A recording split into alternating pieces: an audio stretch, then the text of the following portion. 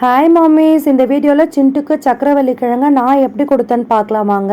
Solid start பண்ணதுக்கப்புறம் குழந்தைங்களுக்கு கொடுக்க வேண்டிய உணவில் ரொம்ப முக்கியமானது இந்த சக்கரவள்ளி கிழங்கு.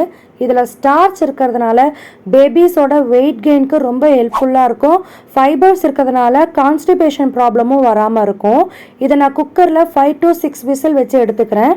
அதுக்குள்ளே அம்மாக்களுக்கு யூஸ்ஃபுல்லான ஒரு குட்டி ரிவ்யூ பார்க்கலாம். மீஷோவில் 300 ருபீஸ்க்கு இந்த மாதிரி ஒரு 6 பனியன் வாங்கியிருந்தேங்க. ரொம்ப சாஃப்டாக இருக்குது பனியன் கிளாத்தில். கண்டிப்பாக இந்த சம்மருக்கு ஹெல்ப்ஃபுல்லாக இருக்குங்க. அதனால தான் நான் இதை உங்ககிட்ட ஷேர் பண்ணுறேன். இதே 300க்கு மித்துக்கும் 2 ஃப்ராக் வாங்கியிருந்தேங்க. அதுவும் ரொம்ப சாஃப்டாக கொடுத்துருக்காங்க. கண்டிப்பாக இந்த சம்மருக்கு போடுற மாதிரி தான் இருக்குது ரெண்டுமே. இதோட லிங்க்கை நான் டிஸ்கிரிப்ஷனில் கொடுக்குறேன், கண்டிப்பாக செக் அவுட் பண்ணி பாருங்கள். இப்போ இந்த சக்கரவள்ளி கிழங்கு நல்லா வெந்துருச்சுங்க. 7 மந்த் பேபினா அப்படியே கையில் மசிச்சு கொடுத்துருங்க.